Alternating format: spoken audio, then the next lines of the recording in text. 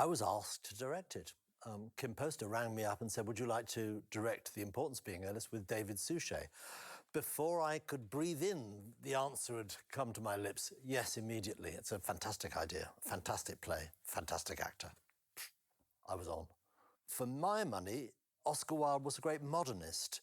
He wasn't looking back to the Victorian period, he was looking forward to the 20th century.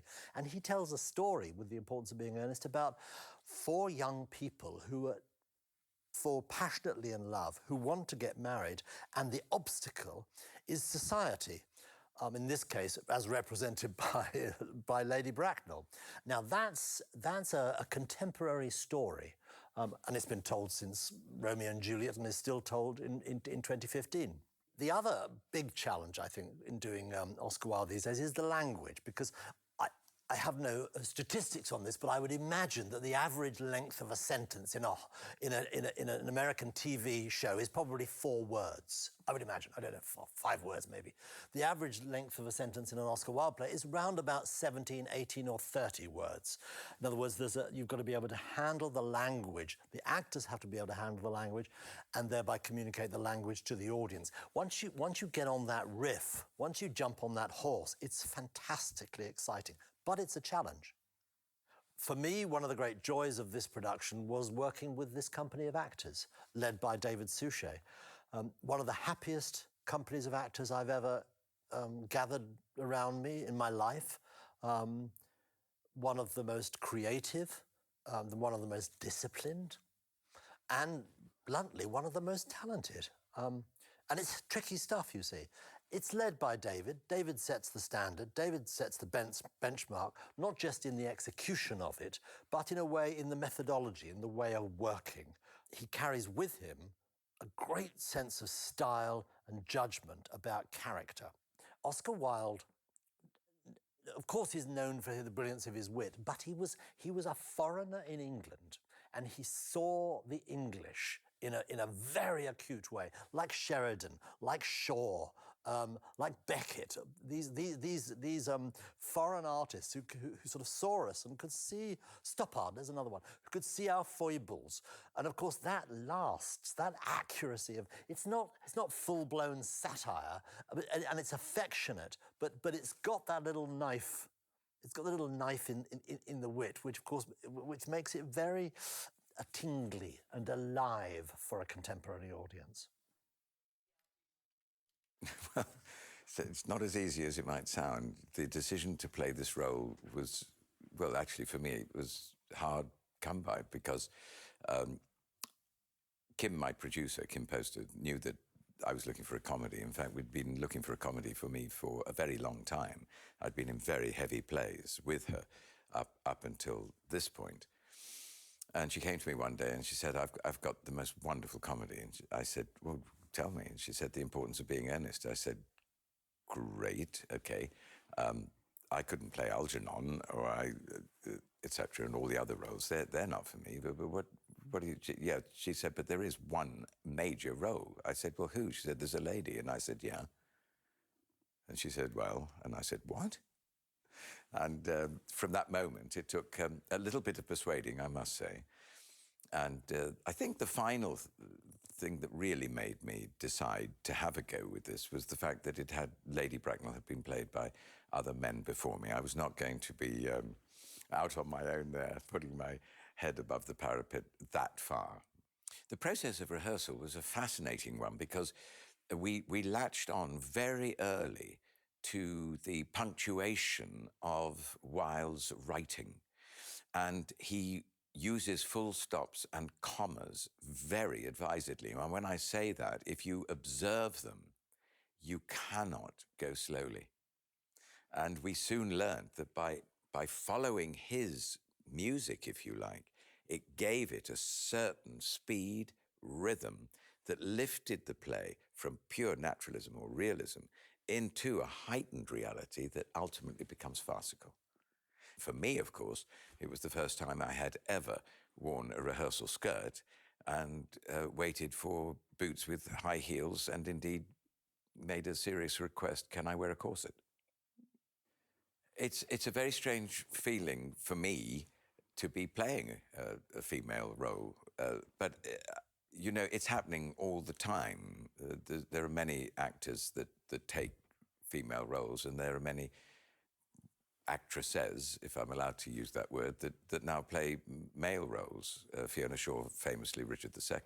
So it's beginning to happen in the theatre more and more.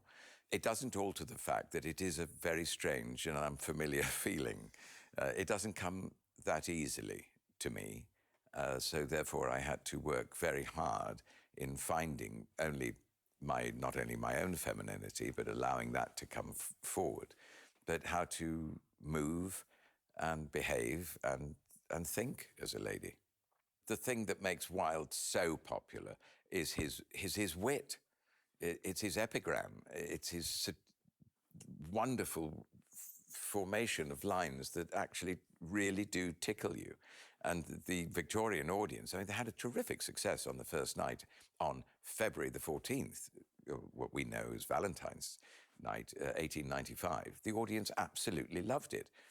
And they were able to laugh at themselves, because theatre-going audiences those days were very much middle class, upper middle class, for a play like this. And they're the very people that he was satirising, and they adored it. They couldn't help but enjoy it because of his wit. And I'm absolutely thrilled when I look in the mirror.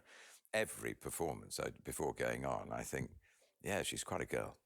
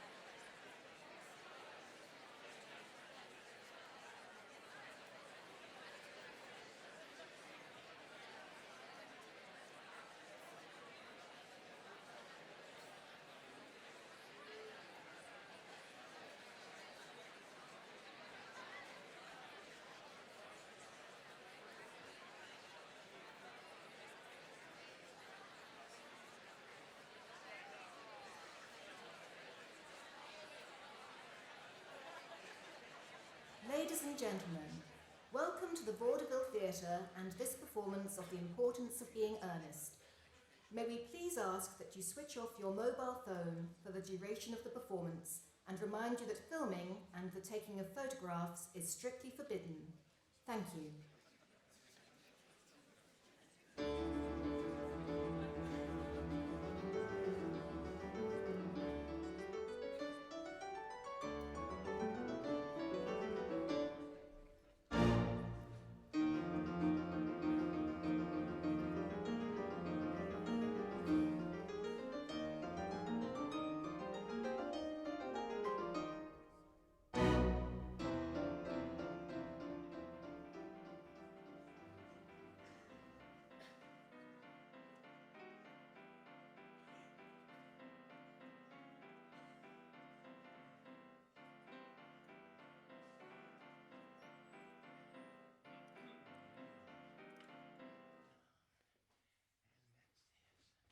Did you hear what I was playing, Lane? I didn't think it polite to listen, sir. Yeah.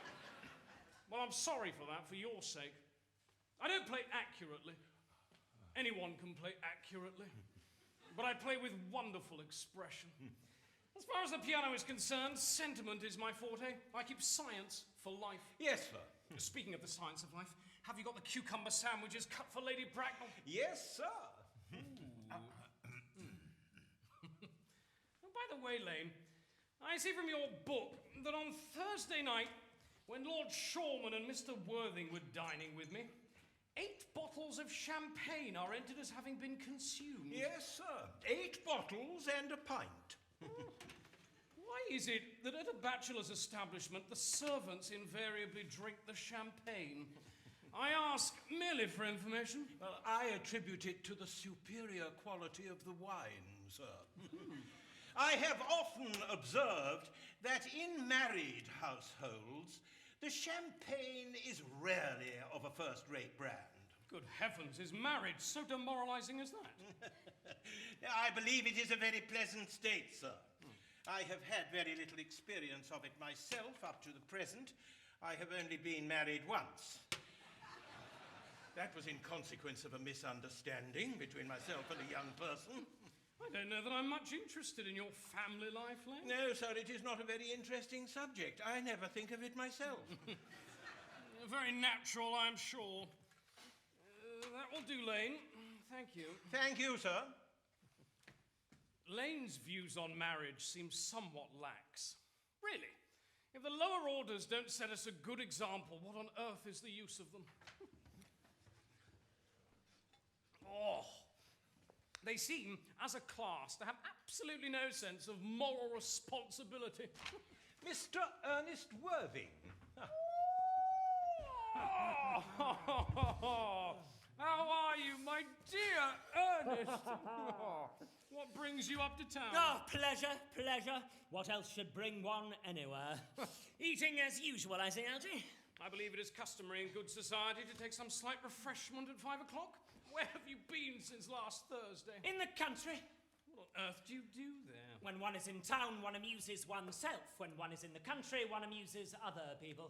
It is excessively boring. And who are the people you amuse? No, neighbours. You got nice neighbours in your part of Shropshire? Perfectly horrid. Never speak to one of them. How immensely you must amuse them. Anyway, Shropshire is your county, is it not? Eh? Shropshire? Oh, yes. Of course. Oh, hello. Why all these cups? Why cucumber sandwiches? Why such reckless extravagance in one so young? Who's coming to tea? Merely Aunt Augusta and Gwendolen. Oh, perfectly delightful. Yes, that is all very well, but I'm afraid Aunt Augusta won't quite approve of your being here. May I ask why? My dear fellow, the way you flirt with Gwendolen is perfectly disgraceful. It's almost as bad as the way Gwendolen flirts with you. I am in love with Gwendolen and have come up to town expressly to propose to her. I thought you had come up for pleasure. I call that business. How utterly unromantic you are. I really don't see anything romantic in proposing. It's very romantic to be in love, but there is nothing romantic about a definite proposal. Why, one may be accepted. One usually is, I believe, and then the excitement is all over. The very essence of romance is uncertainty. If ever I get married, I shall certainly try to forget the fact. I have no doubt about that, dear Algy. The divorce court was specially invented for people whose memories are so curiously constituted. There's no use speculating on that subject. Divorces are made in heaven. Yes, well. Please don't touch the cucumber sandwiches. They're ordered specially for Aunt Augusta. But you've been eating them all this time. It's quite a different matter. She is my aunt. Have some bread and butter. Bread and butter is for Gwendolen. Gwendolen is devoted to bread and butter. And very good bread and butter it is, too. Well, my dear fellow, you need not eat as if you were going to eat it all. You behave as if you were married to her already. You are not married to her already, and I don't think you ever will be. Why on earth do you say that?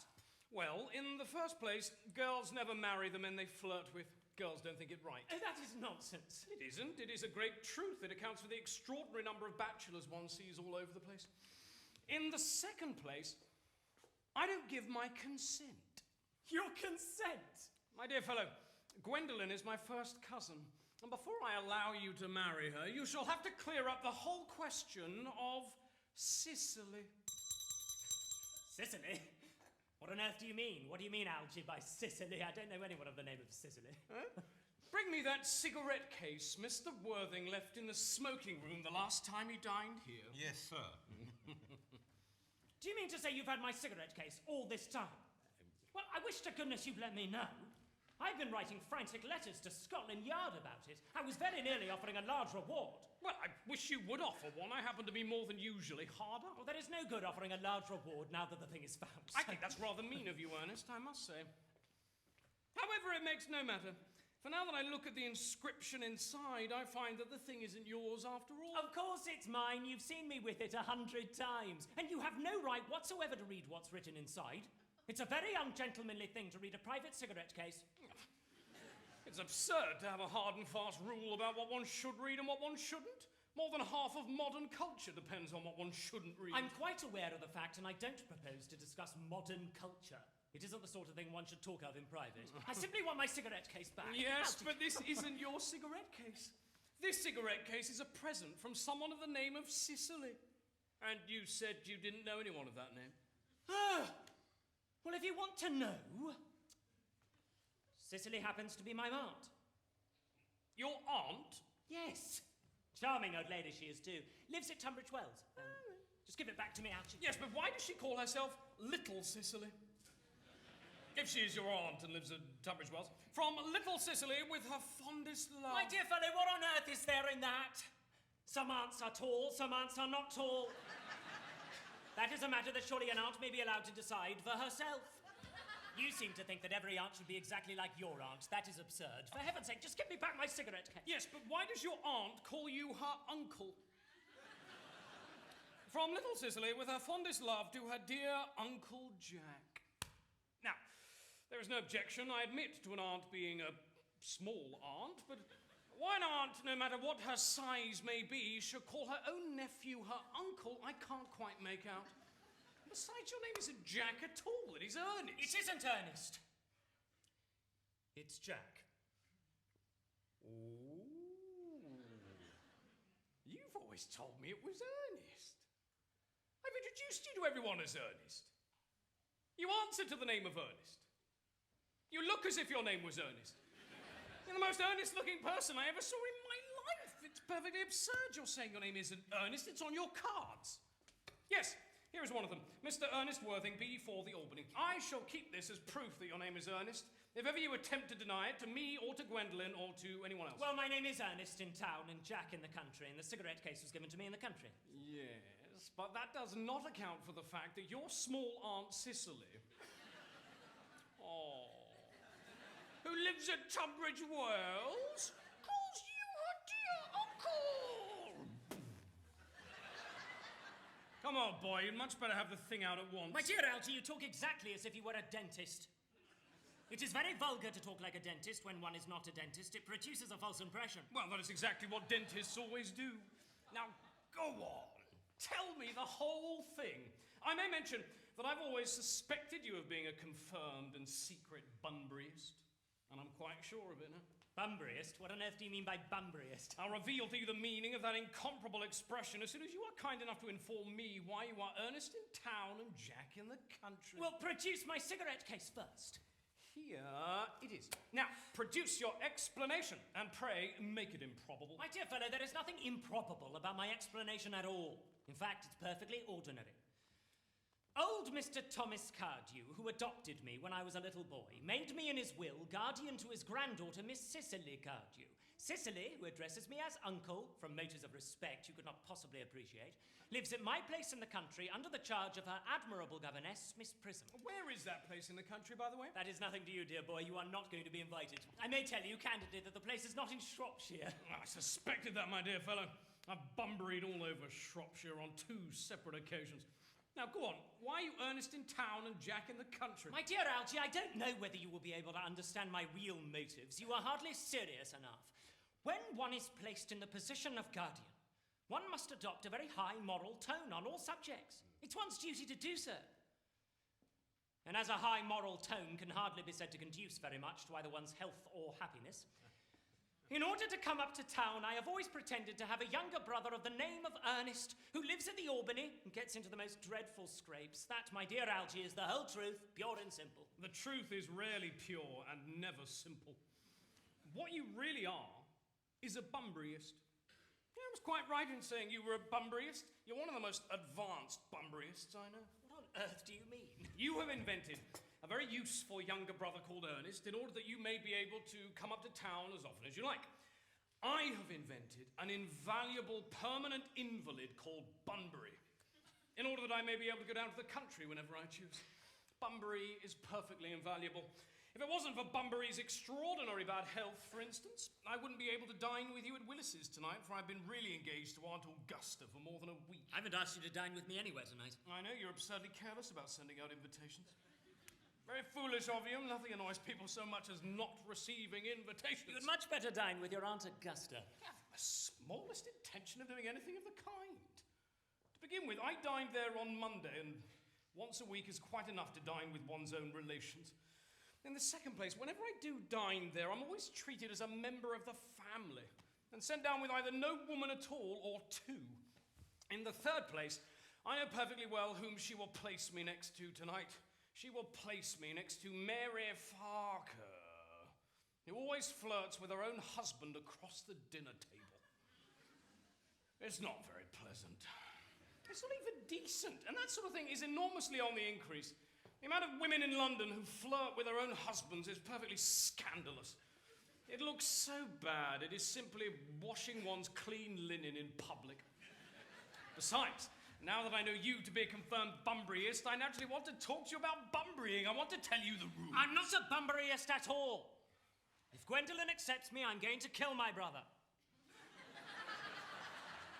Indeed, I think I'll kill him in any case. Cicely is a little too much interested in him. It is rather a bore. So I'm going to get rid of Ernest, and I strongly advise you to do the same with with your invalid friend who has the absurd name. Nothing will induce me to part with Bunbury. And if you ever get married, which seems to me extremely problematic, you'll be very glad to know Bunbury. A man that marries without knowing Bunbury has a very tedious time of it. Oh, that is nonsense. If I marry a charming girl like Gwendolen, she is the only girl I ever saw in my life that I would marry, I certainly won't want to know Bunbury. Then your wife will. You don't seem to realise that in married life, 3 is company, 2 is none. Ah! That must be Aunt Augusta. Only relatives or creditors ever ring in that Wagnerian manner. Now, if I get her out of the way for 10 minutes so that you may have an opportunity of proposing to Gwendolen, may I dine with you at Willis's tonight? Yes, I suppose so, if you want to. Yes! But you must be serious about it. I hate people that are not serious about meals. It is so shallow of them. Lady Bracknell and Miss Fairfax. Good afternoon, dear Algernon. I hope you're behaving very well. I'm feeling very well, Aunt Augusta. That's not quite the same thing. In fact, the 2 things rarely go together.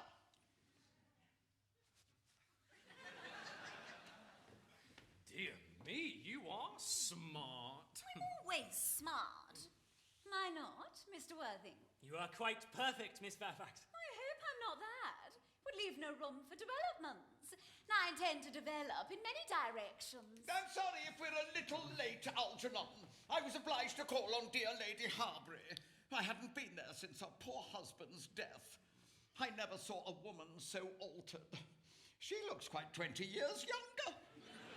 And now I'll have a cup of tea and one of those nice cucumber sandwiches you promised me. Certainly, Aunt Augusta.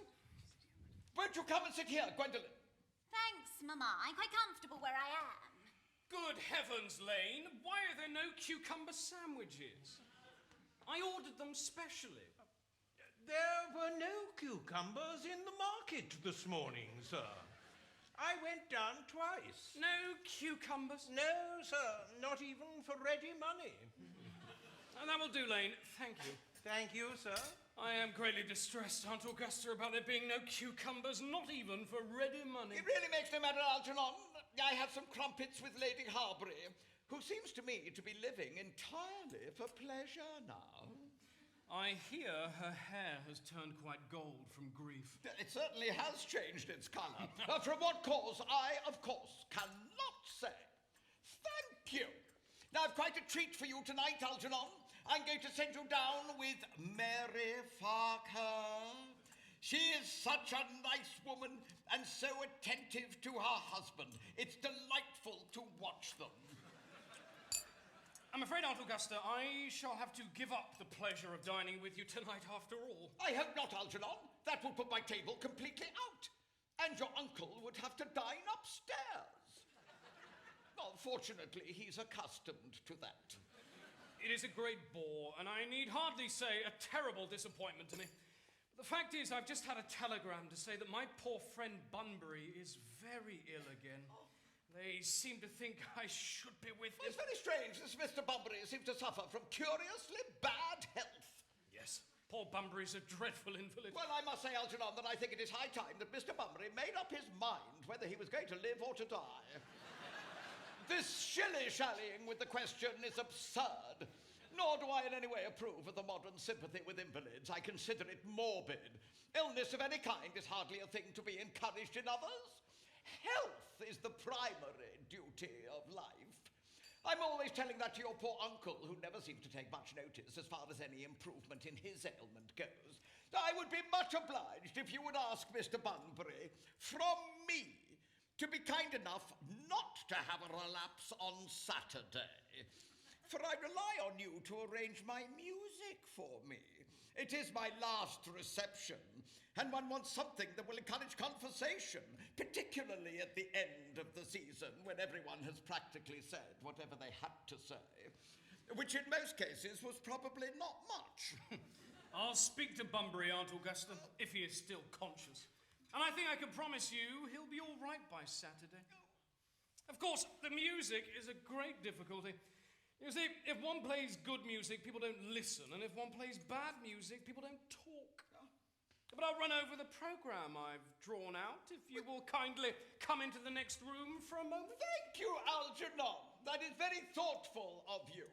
I'm sure the programme will be delightful after a few expurgations. Now, French songs I cannot possibly allow. Oh, people always seem to think they're improper and either look shocked, which is vulgar, or laugh, which is worse.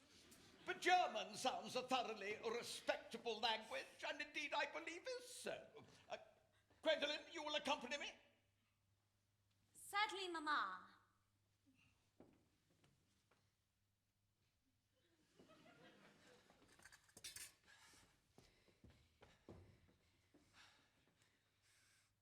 Charming day it has been, Miss Fairfax. Oh, pray don't talk to me about the weather, Mr. Worthing. Whenever people talk to me about the weather, I always feel quite certain that they mean something else. Makes me so nervous. I do mean something else. I thought so. In fact, I'm never wrong. And I would like to be allowed to take advantage of Lady Bracknell's temporary absence. I would certainly advise you to do so. Mamma has a way of coming back suddenly into a room that I've often had to speak to her about. Miss Fairfax. Ever since I met you, I have admired you more than any girl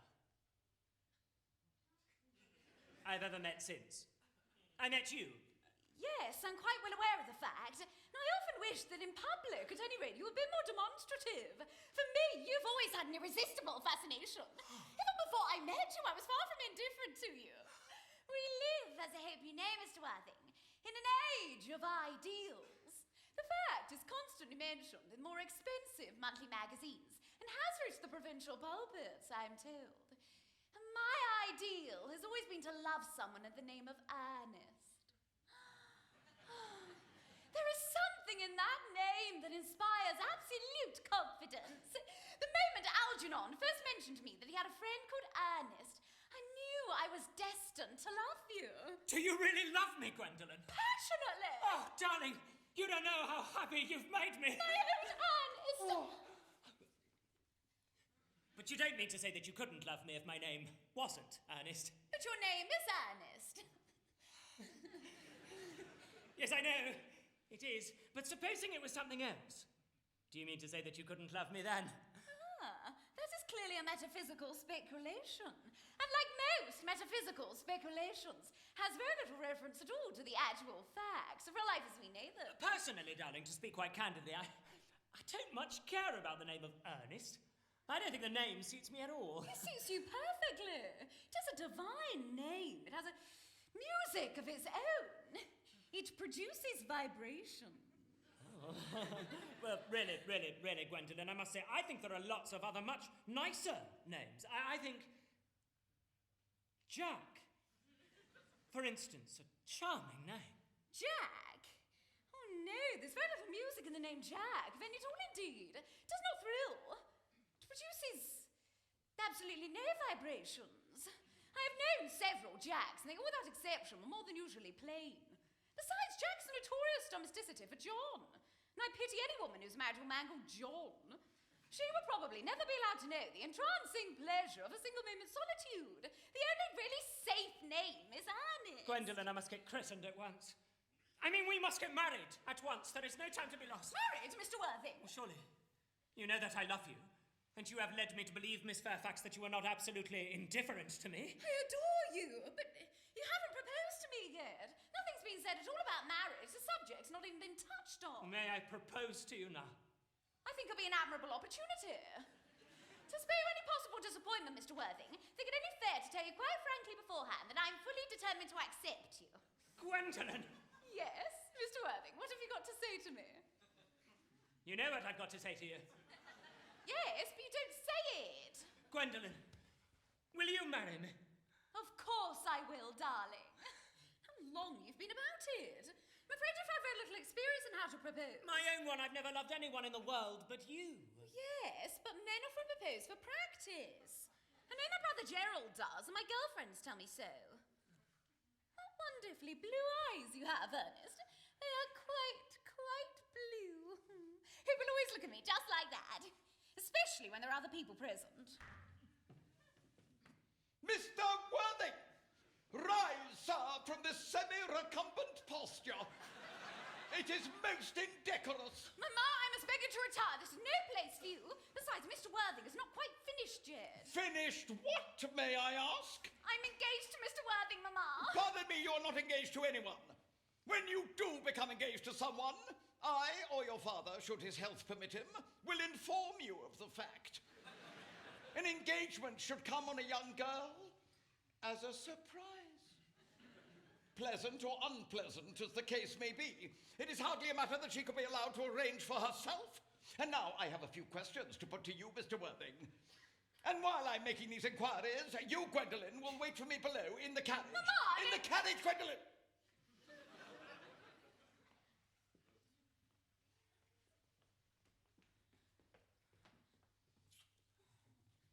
Gwendolen, the carriage! Yes, Mamma.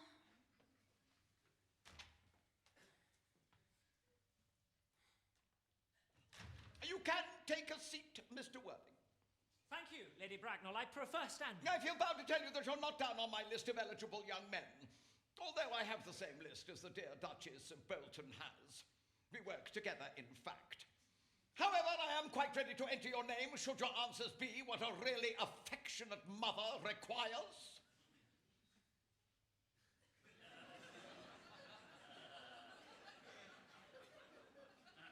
you smoke? Well, yes, I must admit I smoke. I'm glad to hear it. A man should always have an occupation of some kind. There are far too many idle men in London as it is. How old are you? 29. It's a very good age to be married at. I've always been of the opinion that a man who desires to get married should know either everything or nothing. Which do you know? I know nothing, Lady Bracknell. I'm pleased to hear it. I do not approve of anything that tampers with natural ignorance. Ignorance is like a delicate exotic fruit. Touch it and the bloom is gone. The whole theory of modern education is radically unsound. Fortunately, in England, at any rate, education produces no effect whatsoever. If it did, it would prove a serious danger to the upper classes and probably lead to acts of violence in Grosvenor Square. What is your income? Between 7,000 and 8,000 a year. In land or in investment? In investments, chiefly. That is satisfactory. What between the duties expected of one during one's lifetime and the duties exacted from one after one's death, land has ceased to be either a profit or a pleasure. Oh, it gives one position and prevents one from keeping it up. And that's all that can be said about land. I have a country house with some land attached to it, of course, about 1,500 acres, I believe, but I don't depend on that for my real income. In fact, as far as I can make out, the poachers are the only people that make anything out of it. A country house? How many bedrooms? At that point, it can be cleared up afterwards. You have a townhouse, I hope. A girl with a simple, unspoiled nature like Gwendolen can hardly be expected to reside in the... Well, I own a house in Belgrave Square, but it is let by the year to Lady Bloxham. Of course, I can get it back whenever I like at 6 months' notice. Lady Bloxham, I don't know her. Oh, she goes about very little. She is a lady considerably advanced in years. Ah, well, nowadays that is no guarantee of respectability of character. What number in Belgrave Square? 149. The unfashionable side. I thought there was something. However, that could easily be altered. Do you mean the fashion or the side? Both, if necessary, I presume. What are your politics? Well, I'm afraid I really have none. Oh. I am a liberal unionist. Oh, they count as Tories. They dine with us, or come in the evening at any rate. Now, to minor matters. Are your parents living? I've lost both my parents. Oh, to lose one parent, Mr. Worthing, may be regarded as a misfortune. To lose both looks like carelessness. Who was your father? He was evidently a man of some wealth. Was he born in what the radical papers call the purple of commerce? Or did he rise from the ranks of the aristocracy? Well, I'm afraid I really don't know. The fact is, Lady Bracknell, I said I had lost my parents. It would be nearer the truth to say that my parents seem to have lost me. I don't actually know who I am by birth. I was found.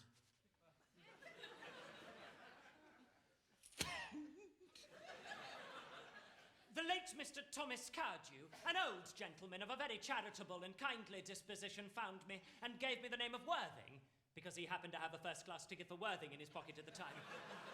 Worthing is a place in Sussex. It is a seaside resort. And where did the charitable gentleman who had a first-class ticket for the seaside resort find you? In a handbag.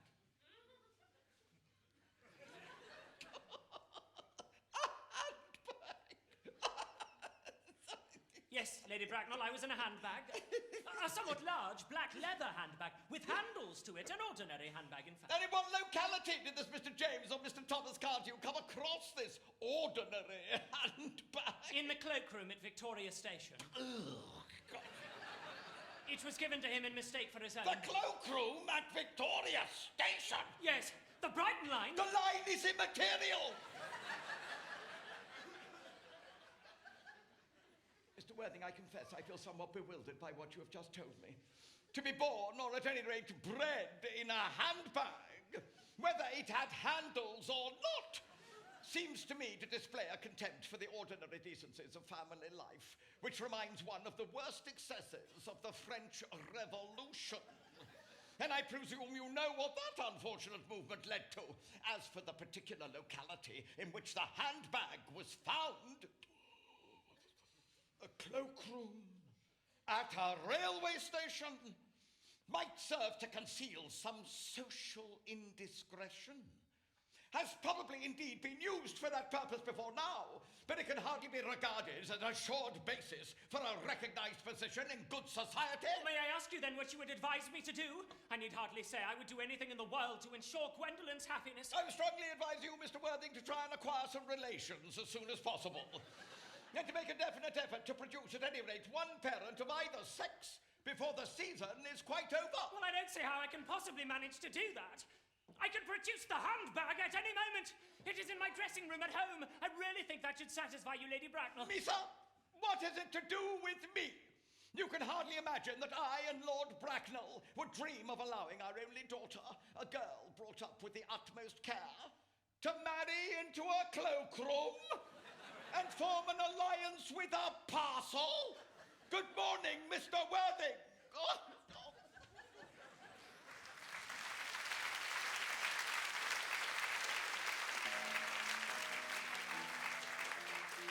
For goodness sake, don't play that ghastly tune, Algie! How idiotic you were! Didn't he go off all right, old boy? You don't mean to say Gwendolen refused you? Oh, I know it is a way she has. She's always refusing people. I think it is most ill-natured of her. Oh, Gwendolen is as right as a trivet. As far as she is concerned, we are engaged. Her mother is perfectly unbearable. Never met such a gorgon! I don't really know what a gorgon is like, but I'm quite sure Lady Bracknell is one. At any rate, she's a monster without being a myth, which is rather unfair. Oh, I beg your pardon, Algie. I suppose I shouldn't talk about your own art like that before you. Dear boy, I love hearing my relations abused. It's the only thing that makes me put up with them at all. Relations are simply a tedious pack of people who haven't the remotest knowledge of how to live nor the smallest instinct about when to die. Oh, that is nonsense. It isn't. Well, I won't argue about the matter. You always want to argue about things. Well, that is exactly what things were originally made for. Upon my word, if I thought that, I'd shoot myself. You don't think there's any chance of Gwendolen becoming like her mother in about 150 years, do you, Algie? All women become like their mothers. That is their tragedy. No man does, that's his. Is that clever? It is perfectly phrased and quite as true as any observation in civilized life should be. Oh, by the way, did you tell Gwendolen the truth about your being Ernest in town and Jack in the country? My dear fellow, the truth isn't quite the sort of thing one tells to a nice, sweet, refined girl. What extraordinary ideas you have about the way to behave to a woman. The only way to behave to a woman is to make love to her if she is pretty, and to someone else if she is plain. That is nonsense. What about your brother? What about the profligate Ernest? Oh, before the end of the week I shall have got rid of him. I'll say he died in Paris of apoplexy. Lots of people die of apoplexy quite suddenly, don't they? Yes, but it's hereditary, my dear fellow. It's the sort of thing that runs in families. You would much better say a severe chill. You are sure a severe chill isn't hereditary, or anything of that kind? Of course it isn't. Very well then. My poor brother Ernest to be carried off suddenly in Paris by a severe chill.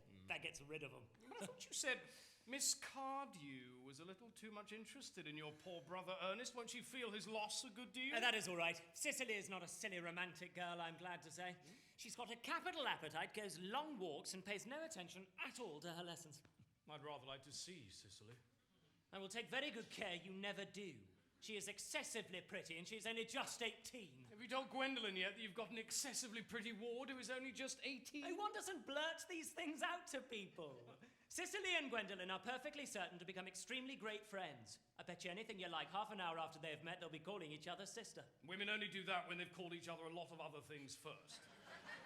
Now, my dear boy, if we are to get a good table at Willis's, we really must go and dress. Do you know it is nearly 7? It's always nearly 7. Well, I am hungry. I never knew you when you worked. What should we do after dinner? Go to a theatre? No, I loathe the listening. Well, let's go to the club. No, I hate talking. We might trot round to the Empire at 10. No, I can't bear looking at things. It's so silly. Then what should we do? Nothing? It's awfully hard work doing nothing. No, but I don't mind hard work where there is no definite object of any kind. Miss Fairfax. Gwendolen, upon my word. Algie, kindly turn your back. I have something very particular to say to Mr. Worthing. Really, Gwendolen, I don't think I can allow this at all. Oh dear. You always adopt a strictly immoral attitude towards life. Not quite old enough to do that. My own darling. Ernest, we may never be married. From the expression on Mamma's face, I fear we never shall. Few parents nowadays pay any regard to what their children say to them. The old-fashioned respect for the young is fast dying out. Whatever influence I ever had over Mamma, I lost at the age of 3. But although she may prevent us from becoming man and wife, and I may marry someone else, and marry often, nothing that she can possibly do can alter my eternal devotion to you. My own darling. The story of your romantic origin, as related to me by Mamma, with unpleasing comments, has naturally stirred the deeper fibres of my nature. Your Christian name has an irresistible fascination. Simplicity of your character makes you exquisitely incomprehensible to me. Your town address, the Albany, I have. Which is your address in the country? The Manor House, Wilton, Hertfordshire. There is good postal service, I suppose. May be necessary to do something desperate. That, of course, requires serious consideration. I will communicate with you daily. My own one. How long do you remain in town? Till Monday. Good. Out, you may turn around now. Thanks, I've turned around already. You may also ring the bell. You will let me see you to your carriage, my own darling. Certainly. I will see Miss Fairfax out. Oh, yes, sir.